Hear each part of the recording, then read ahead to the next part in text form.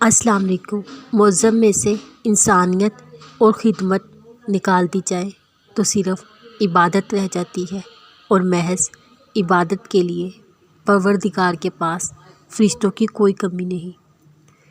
تہجد کی دعائیں جب نصیب کے روبرو آ کر کھڑی ہو جاتی ہیں تب بھی کچھ ناممکن نہیں رہتا۔ تب چار سکون کی صدائیں گونجتی ہیں۔ تہجد کا خاموش سجدہ اور زاروں زاروں سے بہتے آنسو اللہ کبھی ضائع نہیں کرتا۔ حالات سکھا دیتے ہیں باتیں سننا اور سہنا، ورنہ ہر شخص اپنے آپ میں بادشاہ ہوتا ہے۔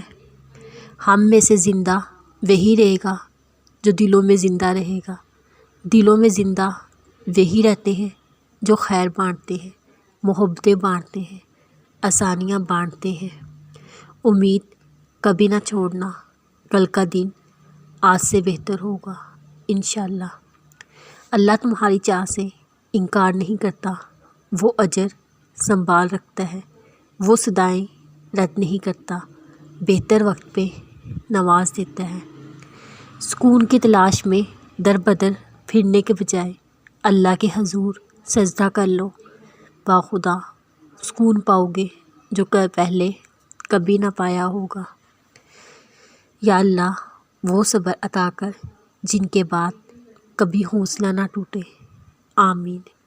تھکنے سے پہلے اللہ حالات تبدیل کر دیتا ہے۔ ہم تیری ہی عبادت کرتے ہیں اور تجھ سے ہی مدد چاہتے ہیں۔ رسول اللہ صلی اللہ علیہ وسلم نے فرمایا، 3 آدمی ایسے ہیں جن کی آنکھیں قیامت کے دن آگ نہیں دیکھیں گی۔ وہ آنکھ جو اللہ کے ڈر سے روئی ہو، وہ آنکھ جس نے اللہ کے راستے میں پہرا دیا ہو، اور وہ آنکھ جس نے اللہ کی حرام کردہ چیزوں کو نہیں دیکھا ہو۔ زندگی بھی کتنی عجیب ہے، جو ٹیڑھا ہے اسے چھوڑ دیا جاتا ہے، جو سیدھا ہے اسے ٹوک دیا جاتا ہے۔ حضرت موسیٰ علیہ السلام کلیم اللہ تھے، روزانہ اپنے رب سے ہم کلام ہوتے تھے۔ ایک دن حکم ہوا کہ موسیٰ جاؤ اپنے سے کمتر کو تلاش کر کے لے آؤ۔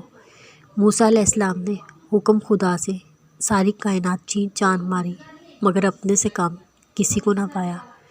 شام کو خالی ہاتھ لوٹے، اللہ پاک نے فرمایا، اے موسیٰ، اگر آپ ایک بکری کے بچے کو ہی لے آتے تو ہم آپ کو نبوت سے محروم کر دیتے۔ کسی کو اپنے سے حقیر نہ سمجھو، کیونکہ اللہ نے ہر کسی میں کوئی نہ کوئی خوبی ضرور رکھی ہے۔ سبحان اللہ۔